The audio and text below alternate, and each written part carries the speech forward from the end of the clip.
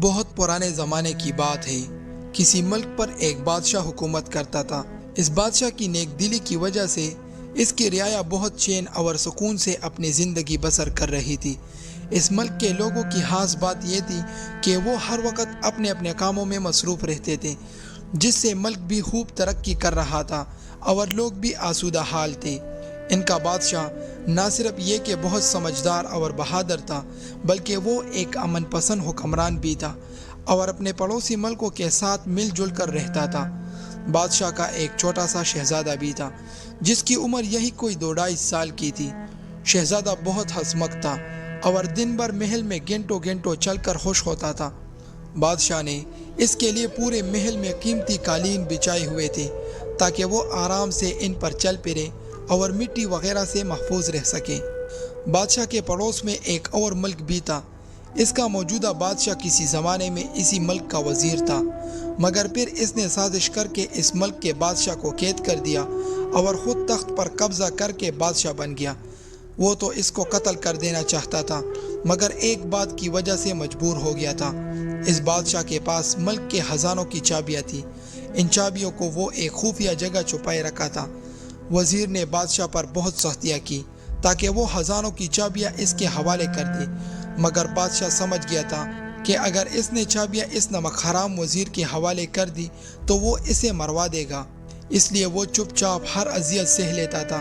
وزیر ایک لالچی آدمی تھا اور اسی لالچ کی وجہ سے اس نے اپنے آس پاس کے تمام چھوٹی چھوٹی ریاستوں پر فوج کی مدد سے چڑھائی کر دی اور ان پر قبضہ کر کے ان کی ساری دولت لے لی۔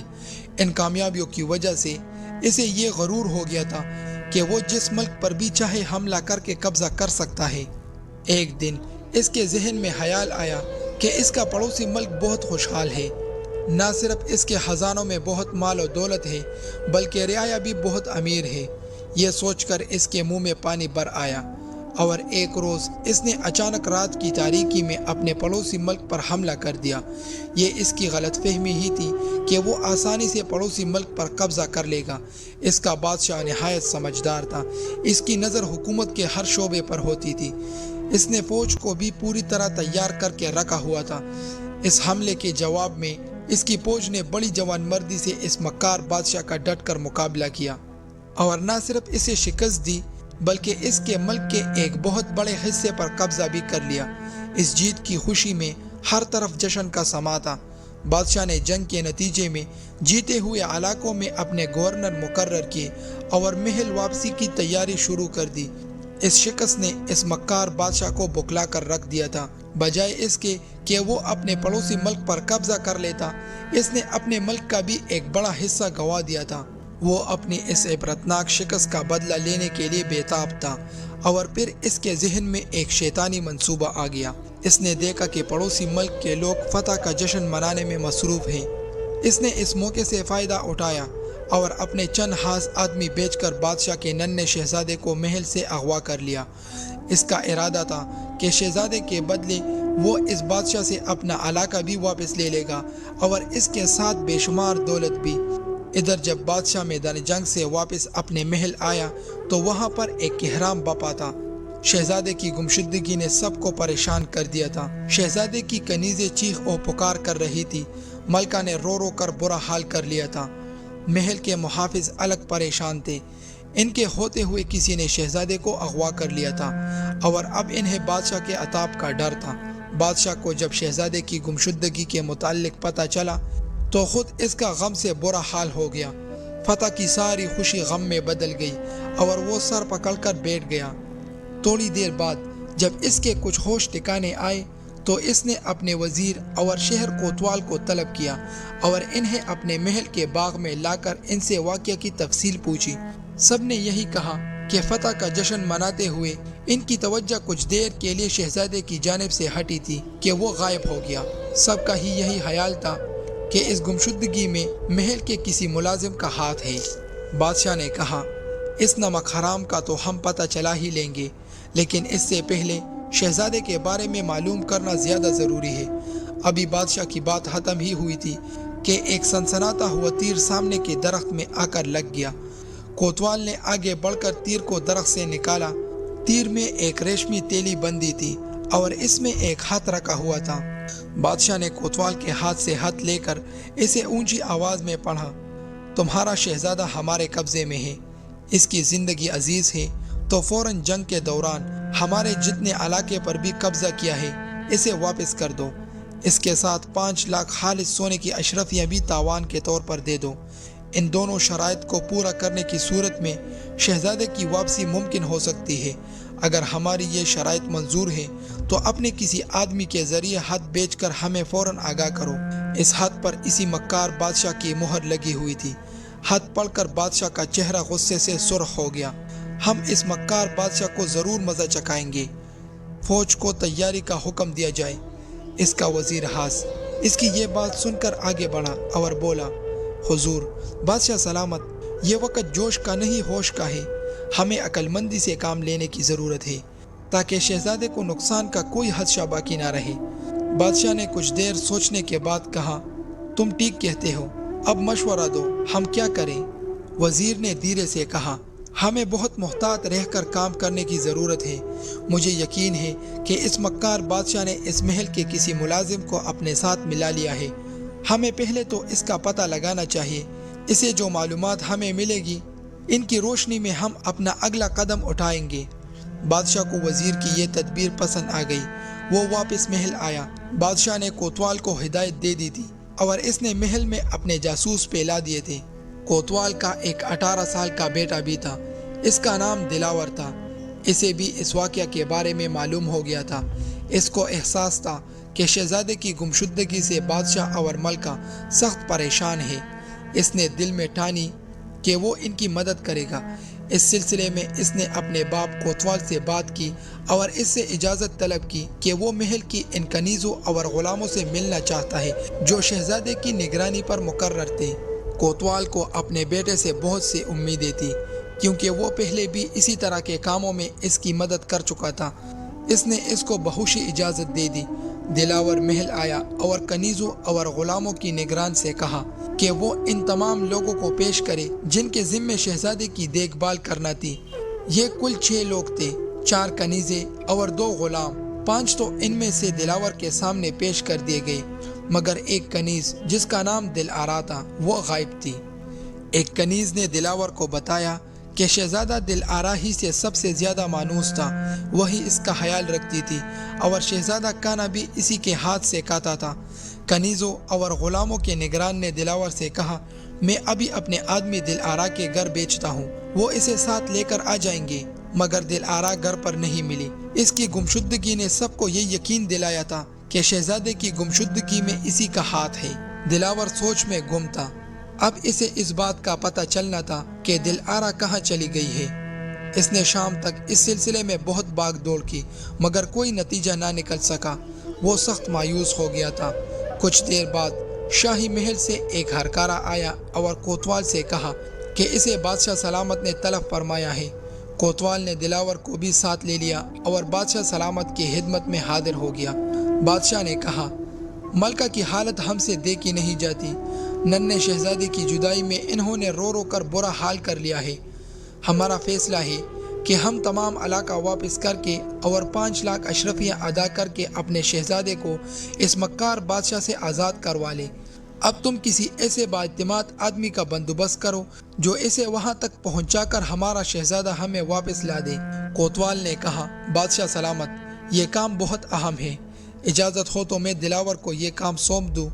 مجھے امید ہے کہ وہ اس کو بہتر طریقے سے انجام دے گا۔ ہمیں کوئی اعتراض نہیں۔ اگر اس کام کے پیچھے دل آرا کا ہاتھ ہوا تو ہم اسے سخت سزا دیں گے۔ غداروں کے لیے ہمارے دل میں کوئی نرم گوشہ نہیں ہے۔ بادشاہ نے غصے سے کہا اور اٹھ گیا۔ رات ہونے والی تھی مگر چونکہ معاملہ بہت اہم تھا اس لیے دلاور بادشاہ کا ہاتھ لے کر سفر پر نکل۔ وہ اپنے گھوڑے کو سر پر دوڑاتا ہوا تیزی سے فاصلہ طے کر رہا تھا۔ ندی، نالے اور پہاڑوں کو عبور کرتا ہوا وہ آدھی رات کے وقت پڑوسی ملک کے حدود میں داخل ہو گیا۔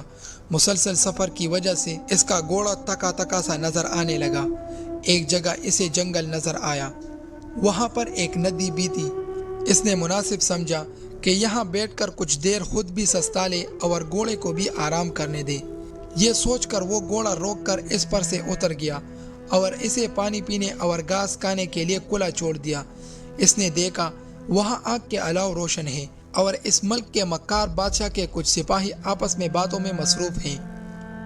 ایک سپاہی کہہ رہا تھا، جلدی کرو، ہمارے پہرے دینے کا وقت شروع ہو گیا ہے۔ ہم نے اگر مزید دیر کی تو وہاں پر پہرا دینے والا ساتھی ناراض ہوں گے۔ اس کی بات سن کر سب جلدی جلدی اٹھنے کی تیاری کرنے لگے اور تھوڑی دیر بعد وہ سب وہاں سے روانہ ہو گئے۔ دلاور حیران تھا کہ وہ شاہی سپاہی کس جگہ پہرا دینے کی بات کر رہے تھے۔ اسے معاملہ کچھ پراسرار لگا۔ وہ جلدی سے اپنے گھوڑے کے پاس آیا اور پھر ایک مناسب فاصلہ دیکھ کر خود بھی ان کے پیچھے چل پڑا۔ قریب ہی ایک دیہات تھا۔ آبادی سے ذرا ہٹ کر وہاں ایک بڑی سی حویلی تھی۔ اس حویلی کے چاروں طرف تلواروں سے لیس شاہی سپاہی پہرا دے رہے تھے۔ دلاور نے خود کو اور گھوڑے کو قد آدم جھاڑیوں کے درمیان چھپا لیا تھا اور کان لگا کر ان کی گفتگو سننے لگا۔ تم لوگوں نے آنے میں بہت دیر کر دی، پہرا دینے والے ایک سپاہی نے منہ بگاڑ کر کہا۔ ہم لوگ کھانا کھانے لگے تھے اس لیے دیر ہو گئی، جانے ہماری یہاں سے کب جان چھوٹے گی۔ نئے آنے والے سپاہیوں میں سے ایک نے کہا، ہمارے جاسوس نے بتایا ہے کہ پڑوسی ملک کا بادشاہ ہمارے بادشاہ کی شرائط ماننے پر راضی ہو گیا ہے۔ شہزادے کو جلد ہی واپس کر دیا جائے گا۔ شہزادہ روتا بہت ہے، اگر وہ کنیز ساتھ نہ آتی تو سمجھو مصیبت آ ہی جاتی۔ دلاور نے جو ان کی یہ گفتگو سنی تو اس کا دل زور زور سے دھڑکنے لگا۔ اسے پتہ چل گیا تھا کہ شہزادے کو اسی حویلی میں قید کیا گیا ہے۔ وہ خاموشی سے اپنی جگہ سے نکلا۔ اس نے دور ایک پہاڑی کے ٹیلے پر ایک بڑی پتھر سے گھوڑے کی رسی باندھی اور دوبارہ حویلی کی طرف چل دیا۔ حویلی کے آس پاس بہت سارے جھاڑیاں تھی۔ رات ہونے کی وجہ سے تاریکی بھی بہت تھی۔ اوپر سے آسمان کو بھی کالے کالے بادلوں نے گھیر رکھا تھا جس سے تاریکی میں مزید اضافہ ہو گیا تھا۔ وہ ایک گھنے جھاڑی کے پیچھے بیٹھ کر حویلی کا جائزہ لینے لگا۔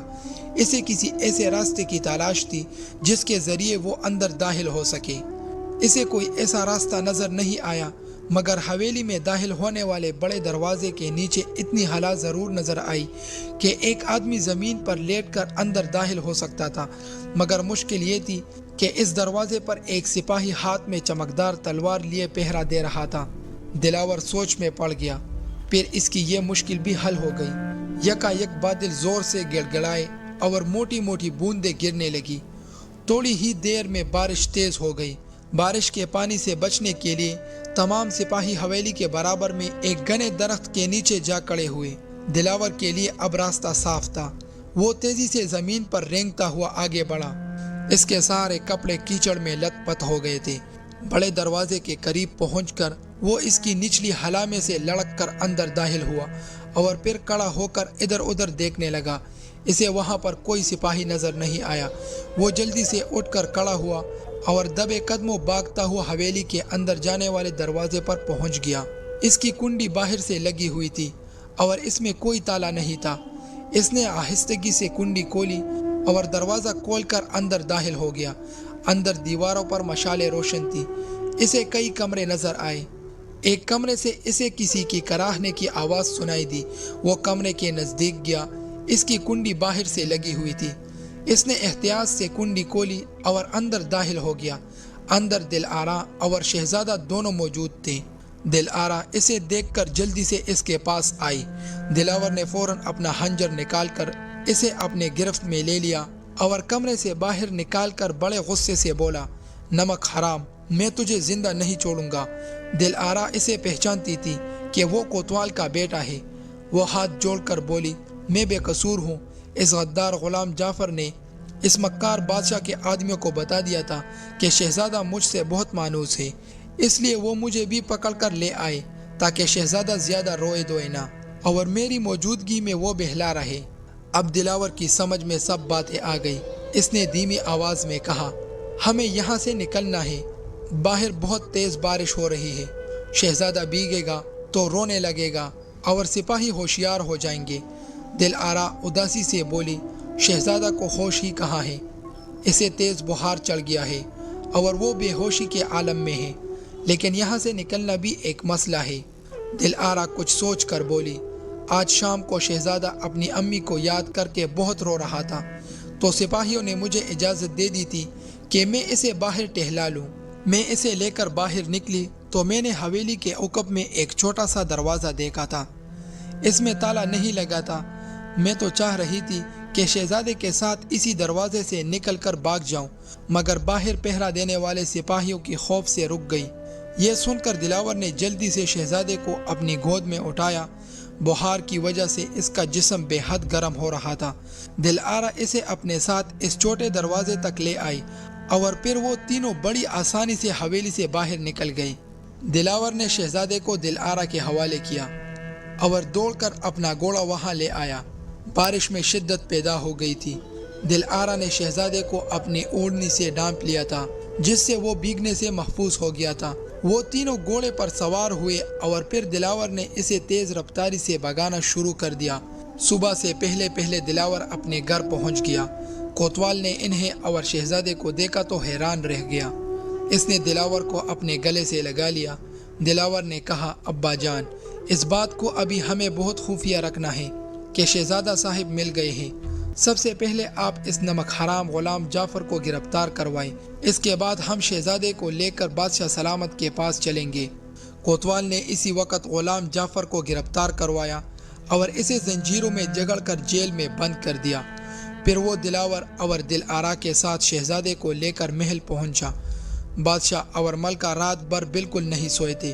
انہیں رو رو کر اپنا ننھا شہزادہ یاد آ رہا تھا۔ شہزادے کو دیکھ کر دونوں کو اپنی آنکھوں پر یقین نہیں آیا۔ ملکہ نے تو شہزادے کو سینے سے لگا کر رونا شروع کر دیا تو شہزادے کی بھی آنکھیں کھل گئی۔ ماں کو دیکھا تو اس کے ہونٹوں پر مسکراہٹ آئی۔ اس نے ماں کے گلے میں باہیں ڈالی اور بخار کی شدت سے دوبارہ بے ہوش ہو گیا۔ بادشاہ نے فوراً شاہی طبیبوں کو بلایا اور انہیں شہزادے کی دیکھ بھال کی ہدایت کی۔ پھر وہ کوتوال کو لے کر اپنے دربار میں آیا۔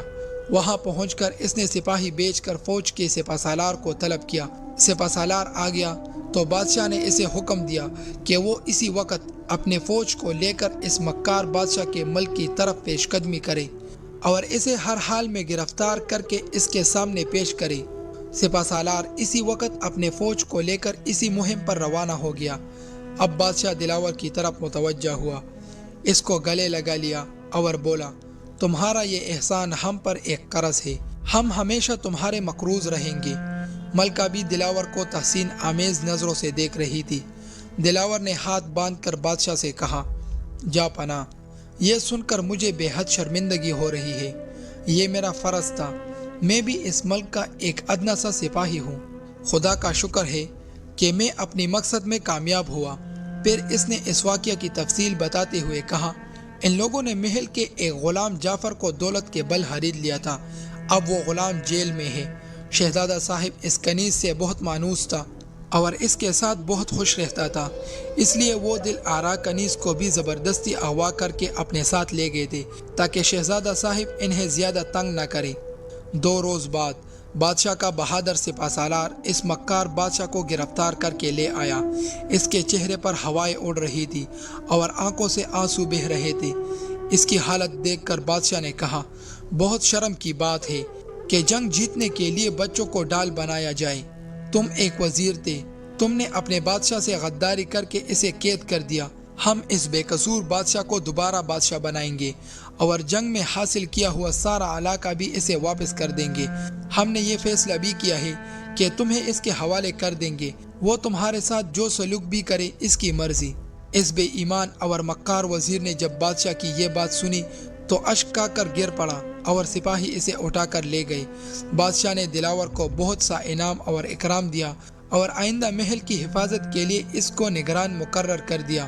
دلاور کے ماں باپ اس کی عقل مندی اور بہادری سے بہت خوش تھے، جس کے نتیجے میں وہ ایک بڑے منصب پر فائز ہو گیا تھا۔